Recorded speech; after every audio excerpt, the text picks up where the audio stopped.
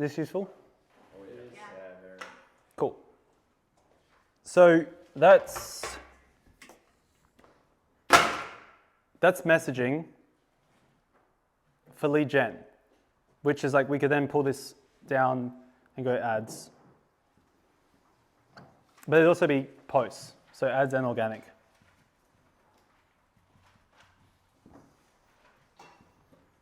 Basically everything. Emails, website, all that sort of stuff should reflect the messaging.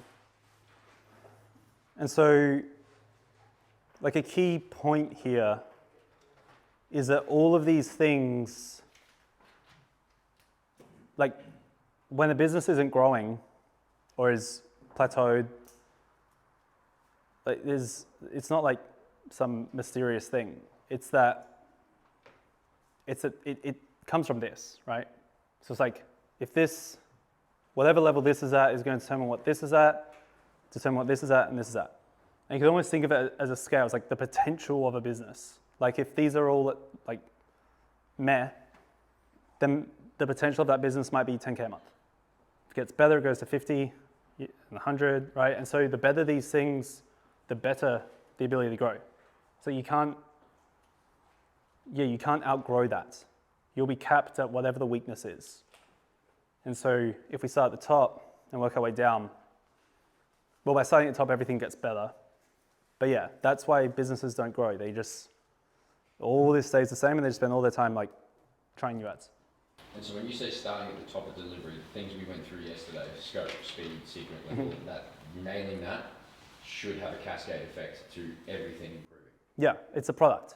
So like the better the product, like messaging we're talking about, the product, offer, product, ads, product, everything product.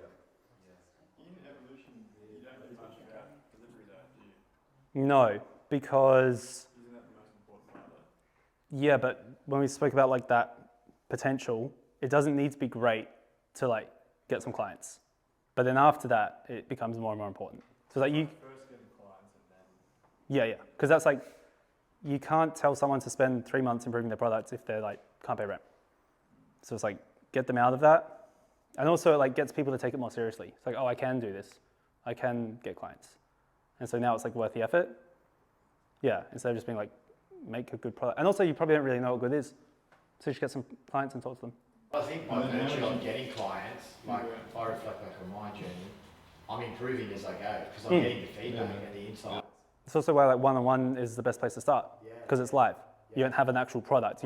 What you're doing is a product. So, oh, I can improve that, the bottleneck, bang, prove that. Yeah, that's why starting with an online course is a bad idea because it's not going to be very good.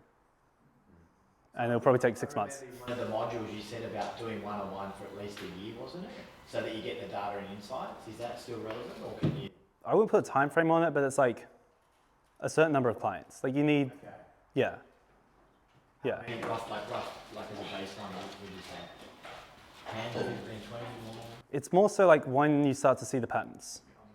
Because often like you'll speak to someone who's doing one-on-one and they'll say like, I can't do a program or something more automated because everyone's different.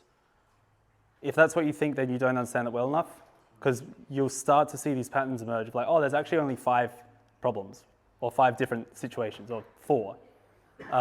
Yeah, if every person looks different, it's that you're missing a higher, in this example, core problem.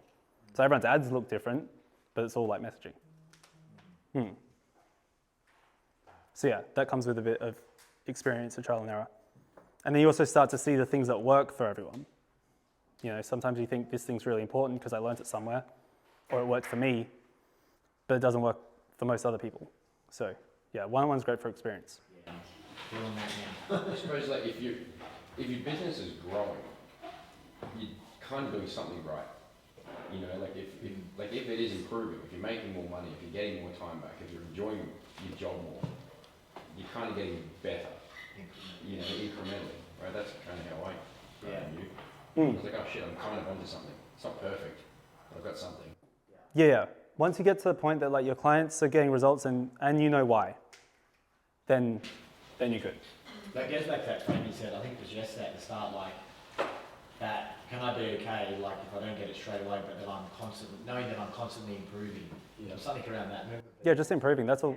As long as you're doing that, you're going to win. You can't lose. Yeah, that's it, yeah.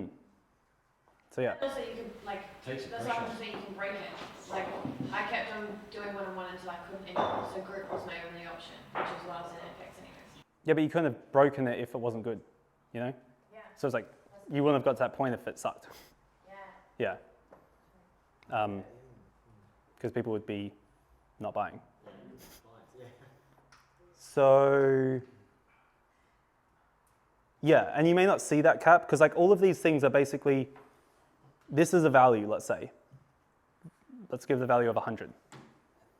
Then depending on how good your messaging is going to be, like at what % is it reflecting this? You know, so that exercise we went through then, it was like a way to better explain your messaging, but it hasn't changed what you do. What you do stay the same, and now we're maybe saying it in a better way. So maybe it's gone from like 50% to 70%, or maybe even 100%, but it's only as good as this, because we can't say things that we don't do. We're not making up variables in terms of the problems. So yeah, there's room to move by improving these things, and this, but at some point, like the limit is set by that.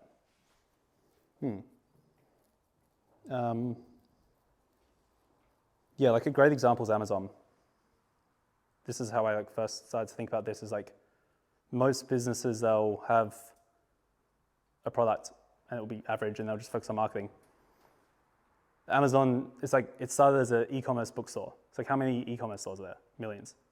But it didn't stay that way. It started adding things and improving and like getting faster shipping, and then like one-click purchase, and then like different infrastructure to deliver things faster, and then like Prime and Amazon Web Servers and like Kindle. These are all the same thing, but it's improving it. And so it's like $1 trillion company. So yeah, it's also good to know that, because a thing I see pretty often, and also I did the same thing. I made this mistake. Once your business is at like a decent point, you're like, oh, let me start a new business. And it's not really a good idea. But you can still start a new business essentially in that same business by adding something new within it, right? So essentially, yeah. Yeah, I'll run through this more tomorrow, but like, for example, intelligence, how it currently is fine, but the goal of that would be to have it so good that it could be its own tracking software on its own, that you could sell as a different business, but then not doing that and just putting it into this thing, right? So it's like you get the same excitement of starting something new, and like you get to work on something new, but it's still just building the one thing versus having all these different businesses that all probably suck. So it's like putting all your eggs in one basket as such, but to expand the value. Yeah. What can you bolt on to your business, right? Is that what you mean? Well, remember we talked about enterprise value? It's kind of like that. It's like we used to track with Google Sheet. Now we have like tracking software. So it's like it's better. It's more asset. It's an asset to your business, right? So you don't own Google, but now you've got a bit of a patented piece of. Yeah, it's like think about that balance sheet if you were to sell your business. Like Google Docs is not going on that. What do you want to sell your business for? You don't. I mean, you might not want to. It's an exercise. If you were to sell your business. Yeah, but like you want to make money, so you have to sell it somewhere. Yeah, eventually. But I'm not saying to do it for that. Like at some point you might want to sell your business, but it's more to like how do I make this business more valuable? Because that's how you win long term. Like I think it's Warren Buffett says that it's kind of like the market. He's talking about the market, but he says in the short term it's a voting machine, in the long term it's a weighing machine. And so you want a heavy business. Does that make sense? No. So Can you explain that? things can be considered good in the short term by people saying it's good, like people voting. Oh, I like that. That's good. But in the long term, it's weighed. So like Amazon is a very, very, very heavy business because there's so many parts of it. It's very heavy, right? At the start, no one voted for it. but it was weighed. Well, now it's weighed. That's great. So what was that quote, like you simplified that, like short term is voting? Long-term weighing. So what made you create a terminal? Was that to add value to? No, that was that thing I just told you not to do. Yeah, now I'm trying to figure out how to merge them.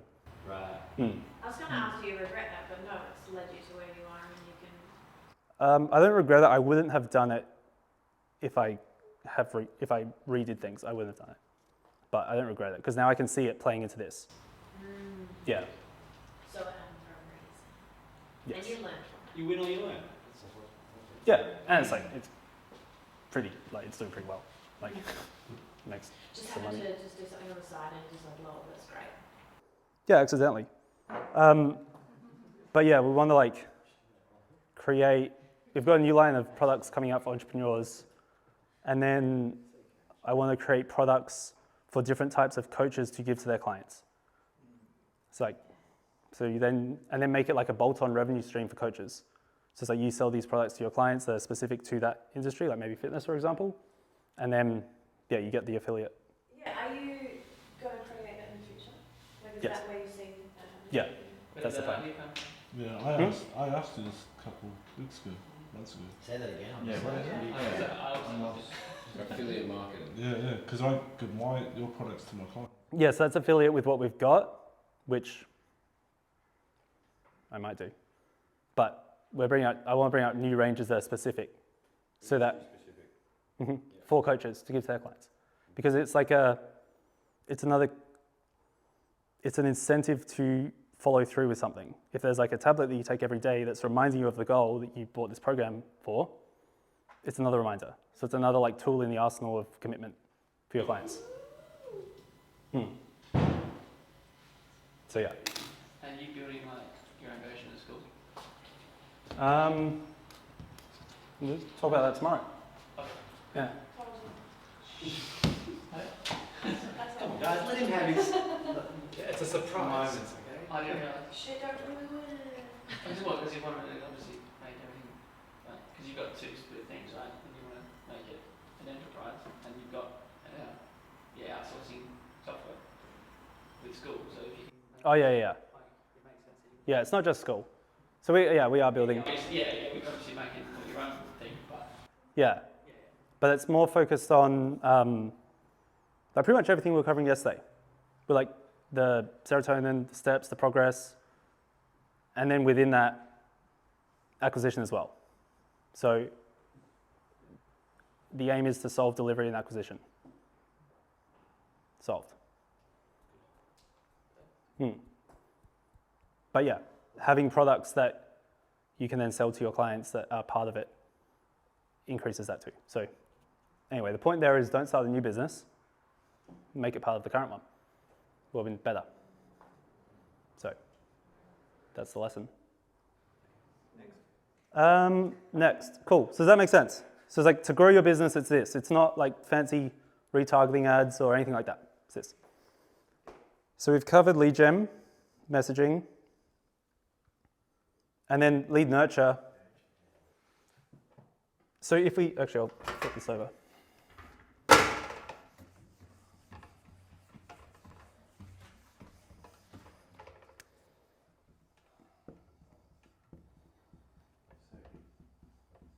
Big enough? Too big.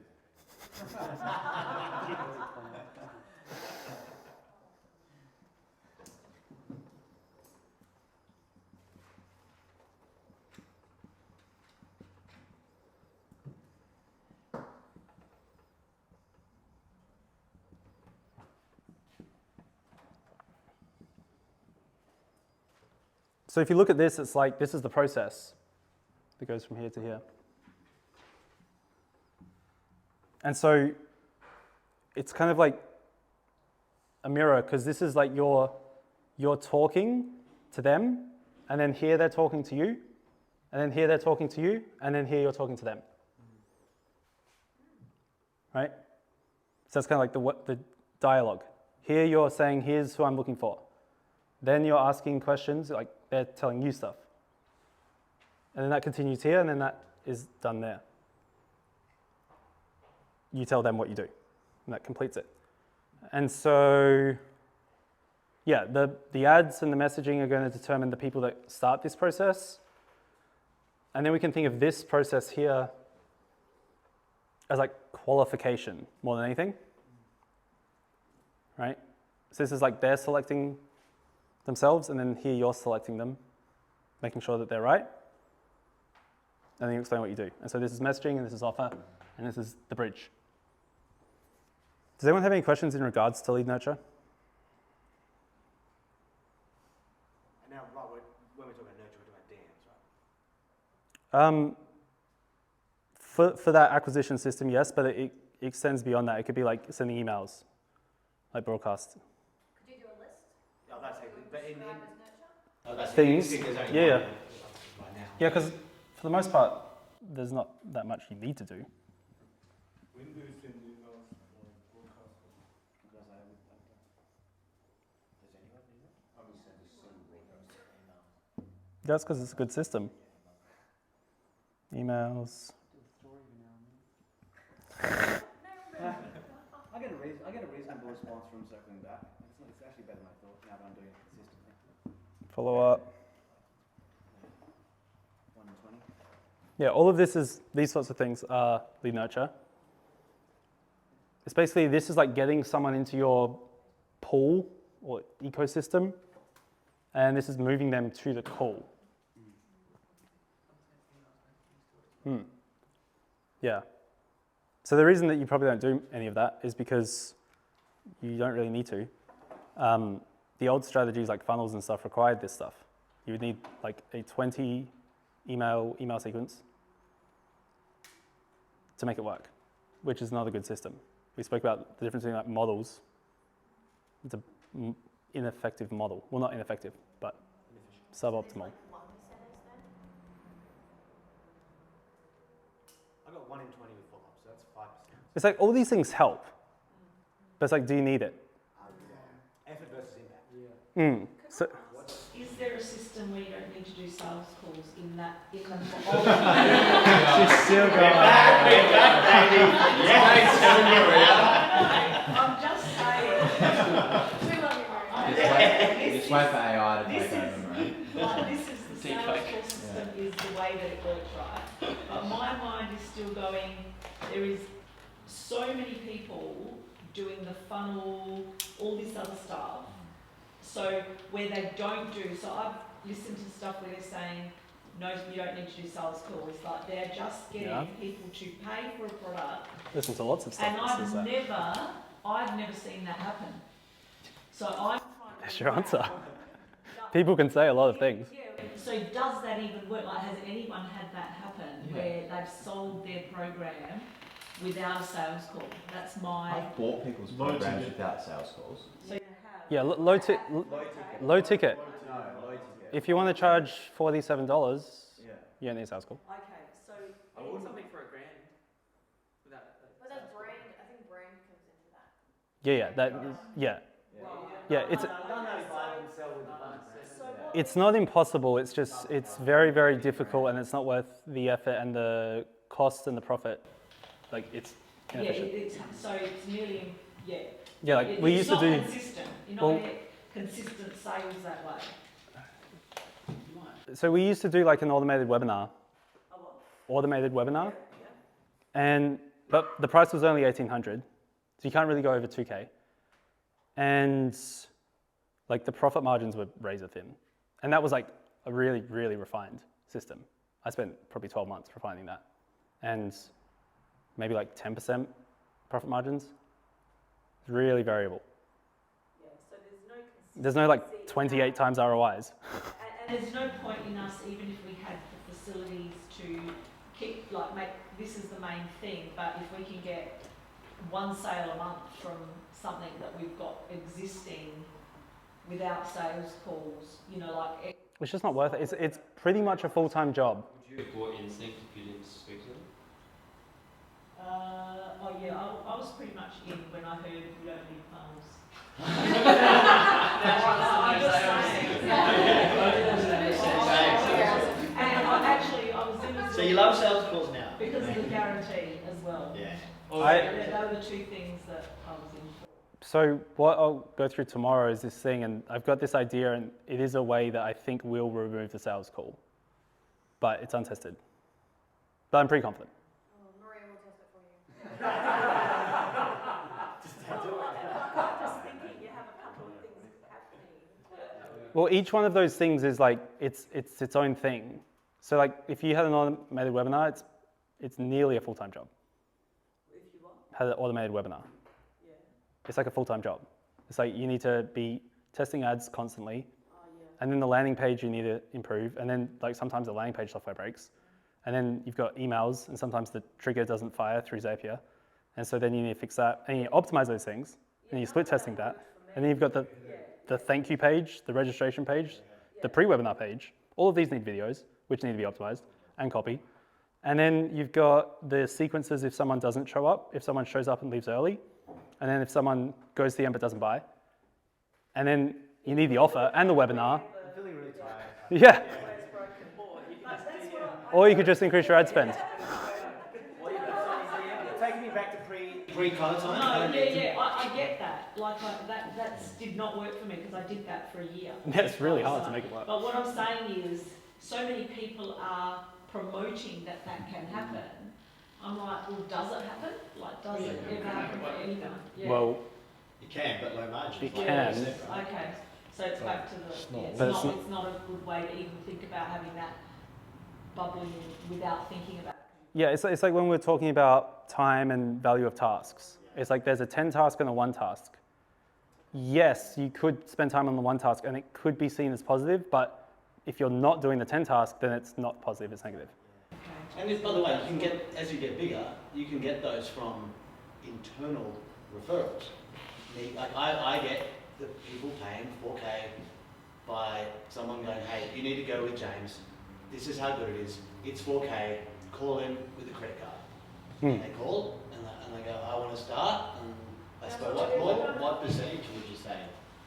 I've got 40 clients and 4 of them have come through, so 10% of the current client base is from people who've called me up Yeah. or gone, I've been told I need to do whatever it is that you're doing. So That's good. I think and so I have maybe a good and but to be fair, you know what? Because I learned from Connor, I go, that's cool, thank you, but we still need to have a call. Like, sounds stupid, but and I've just told you that I don't do this on my other sales calls, which is hilarious. But if I get that, I'm like freaked out. This is not my client because they haven't gone through the kind of funnel. Yeah. So I don't know what they've responded to. I don't know what my client has promised them. That's the other problem with that system, besides the fact actually getting the client, but then the clients suck. Like I don't know what they promised them. I don't know what my internal, like why they've come to me instead. Like if they come internally, Then inbound. how are you going to do that then if you're going to get rid of the sales? Tomorrow. Give them some Tomorrow. No, but I like, Yeah, we're all like, honestly, I wish this stuff was effective because it's probably the thing I know most about. Like more than anything, I know about funnels and ads and emails and all that shit. Like I wish it was effective because I'd love to talk about it, but it's not a good use of time. Yeah. Yeah. Not, yeah. So you don't do any Nothing more. Used How to. much have you spent, Colin? On ads? Several million. Mm. And that's not just like spray and pray. That's like meticulously analyzing every 1,000 impressions. I used to do So, that. So this is the best way, guys. Instagram or Facebook. Well, until tomorrow. And you Yeah, can yeah. But they always screw about you've got to have an email list and you don't have a tangible business. Like if one of those traffic sources goes, like we were talking about this last night at dinner, right? And we're both on Instagram. If Instagram goes, then Something will replace it though. It's not just going to go and then there'll be a void. Yeah, it would only go because there's something better. Right. Something will come along instantly. Right. It's still a better use of time to focus on your products though, because that will get you more referrals. $60,000 a month on Google AdWords. And like ads, but Did that work? Did that for work? different businesses. It's a different business. But I'd spent $3.5 million to Google. Yeah, we spend like 30 to 50K a month on Google Ads for a tournament. But it might be still. But it's low ticket. Do you think Yeah, we still do that, yeah. So that wasn't as good as. Can't work with niche. It was a different product. It's like $90. Yeah, it can't work with niche. Do you just do Instagram ads or do you do YouTube ads as well? For Instinct? Yeah. Just Instinct, yeah. Okay. Yeah, YouTube ads are more difficult. And same, like I promise you there's no strategy that gets better cost than the one we run. Otherwise we'd run it. They're not holding out. What's that? It's just not necessary. Like, it doesn't not work. I'm not saying these things don't work. I'm saying that the value of those tasks are not as high as the other ones. If you do a video on YouTube, you're going to have to do some videos for YouTube. So you have to make long form content for YouTube and then have to make ads. Yeah, every new thing you do is like a big commitment. It's like a new job. And yeah, it just doesn't really make sense. If you think about it, we're letting from Mr. Optimal. Yeah. Is there other people in the market doing Mr. O? Not that I'm aware of. Yeah. I'm sure there are. Oh, I have a few people like rip us off. What? Like our stuff. That's happened a couple of times, but it doesn't As in, last. like, they do the quick method that you're teaching. Yeah, they teach it, yeah. But again, it's like that company with the R&D, right? Like, they might rip you off the now you. Well, it's like you, Tomorrow they don't know about. well, we went through like how I made evolution and the thought that went into it. It's like you can copy it, but you're not going to know what you're copying or why. They're not thinking about it on that level. So you can't really copy it. Who is Instinct's closest competitor? Just out of curiosity. I'm not going to You know it? Does anyone know? Kevin Ray. No, he's not, because I do both, and it's so different. From what? And I I've don't. similar systems from other people. Like pretty much the same. Like Yeah. Not so for marketing. Yeah. Yeah, but it's like that's just a strategy. Like the strategy is less. If it wasn't for like the messaging and the offer and the sales, like the strategy is like you have calls. You know, it's like it all comes together. You need all the pieces. Yeah, I'm certain there's other people teaching it, but It's a very. But are they kind of, no. Not to this extent. And you're obviously evolving, and I probably don't know how to just copy. well, that's the thing. It's like if you need to understand it to teach it. Plus, also like, what if you have a client and they ask a question on Q&A, and like you don't know the answer because you didn't figure it out? You're gonna be stumped. Like, what made you feel this business? Copied it from someone. Looks like an easy win. That's not a good thing to pursue ever. And sometimes, because I steal something, I'll actually sell something. Hey, I'll pass something across and go, by the way, I've used it, it's great, I don't know anything about the how, so use it at your own, like, I'll pass things across and say where they're from if I haven't completely if I've learned from something and invented something myself, then I'll label it, but I'll always, because I'm scared of the same thing. They come back and go, okay, tell me a bit more about why I'm feeling, I'm like, I have no idea. Yeah, I think that like you want to be talking about stuff that you understand. Even if it's like it tricks most people. That one moment of someone asking a question and you don't know, it's not worth it. So yeah. Anyway, that's why you don't really need this stuff. But that's not to say it doesn't help. Yeah, it's just you can max out this system for less effort without having to do it. So, yeah. If you've got like infinite resources, then yeah, do all of that. But you're better off improving your product. What about content? Content isn't like something you put time to. I haven't posted in like 18 months. Like again, like, I'm not saying it doesn't help. It can help. But More of a long-term play, I think, content. Well, that's Yeah, actually well, Just like I say, having a haircut can help, but just doesn't help enough to be worth the time. yeah. But there's like some validity when someone goes to your page and says you've got almost 100,000 followers compared to someone who's got 1,000 followers. Like even though that doesn't mean. Oh yeah, at that start, yeah, there's some things that are necessary. Like you couldn't really get away with having zero content. That's why in the modules it's like you need at least 9 posts. Yeah. You need a complete grid. Yeah, it's like it's also like the only advantage you really have if you're just starting out, like because you don't have the best product. So it's like, well, get people to start voting. Yeah, you don't have testimonials, you don't have feedback yet, you don't have anything. Yeah, but you can make people vote with content, but it's not going to help the weighing. But in the short term, it's good. I was so worried about that, someone asking for a testimonial. I've never had one person. Like on a sales call. No, like, on a sales call, yeah. I mean, because you don't have testimonials. When you said I've never had one. Yeah.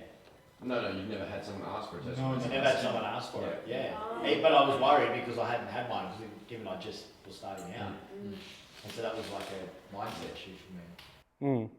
Well, it means you've probably got like good offer and messaging. Because people don't, like, that's why like nailing the problem in the ad's good, because it's like, if you can nail the problem, you instantly get the trust that you understand it. Someone's like, okay, this person has to know what they're talking about because they've said exactly what I'm experiencing. So it's like instant trust. It bypasses testimonials and all that other stuff. But if you don't really have that stuff, then those things, like the person's skeptical to begin with, so they're like, let me see some more. Kind of solidifies it, right? Yeah. Yeah, again, they're good to have. Like, I'm not saying they're bad, they're good. But actually, that's probably something that I would suggest trying to get. No, I think that was just my initial resistance, like when I first started doing this. I was like, Yeah, it's good to have that. Helps. Because then you can also use it for lead gen and sales, so they're good. Any questions about that? What about follow-up? Because that's obviously something that we go through when we do a sequence of follow-up, but not to the extent that everyone else talks about, like doing follow-ups, 6 months, 12 months, 24 months. Yeah, again, it's good. It helps, but it depends. We'd just rather pay extra to get a new lead. Yeah, I do it, but it's getting. Well, I would, personally, but that's like, it would be better to do more follow-up. Yeah. We just did what Hayden told us to, which is like that after an hour, circle back after that. Like we've got 2 things that take very little time. My VA goes and does for 8 minutes a day, max, I guess. Yeah, the closer to the interaction, the more important follow-up. That's it. If it's been like 12 months, don't worry about it. It's like I think it's 2 days. There's 3 things over 2 days. That's one an hour later, one like later that night, and then one like a day later. And it's got a 5%, 10% booking rate, depending on which is good. Like that's free. Free calls, right? Is that the sweet spot? Have you explained? I don't know. I just listen to the gurus. I just do what they say. Are we going? So yes is the answer. Yeah, once we finish this up, we'll go into that sort of stuff. Yeah. And then later that day, they reply to them sending them a hey, just check back in. Don't you reply from that? 2 days later, maybe send another message. Well, memes. I do the Forrest Gump thing, not from you. Yeah, memes are great. Yeah. Yeah. The dude with sign one is literally just What's that one? You know, dude with sign? No, I haven't seen it. You know, dude with sign? No. You do the Simpson one. Yeah, because follow-ups are annoying, you can counteract it with humor, and it like makes it better. Yeah, you can be more annoying if you're more funny. More push, more pull, right? Yeah. So you get his meme and then you put your own word. Yeah. It's just called meme. It's just called meme creator. So. This dude is huge. Yeah, nice. Yeah, I'll send you one. It's Yeah. hilarious. Yeah, so like with follow-up, it's basically just like diminishing returns after a period of time. So it's like you could do 20 follow-up messages. Each one's going to be less effective than the previous one. But there's no point where it stops working. It's just Because again, they are kind of being followed up because they're going back on Facebook and going to see the ad again. right. If someone engages, they'll see the ad. So it's like it's automatic. But yeah, it's just learning how to value your time more. So it's like all these things work, but it's like, is it the best use of my time to be posting content? Like messages to they'll say simple line, and then I'll go something, I get nothing, and then 3 weeks later they'll be like, what do you want from me? Like, yeah, I know. Yeah, the ads serve as good follow-up as well.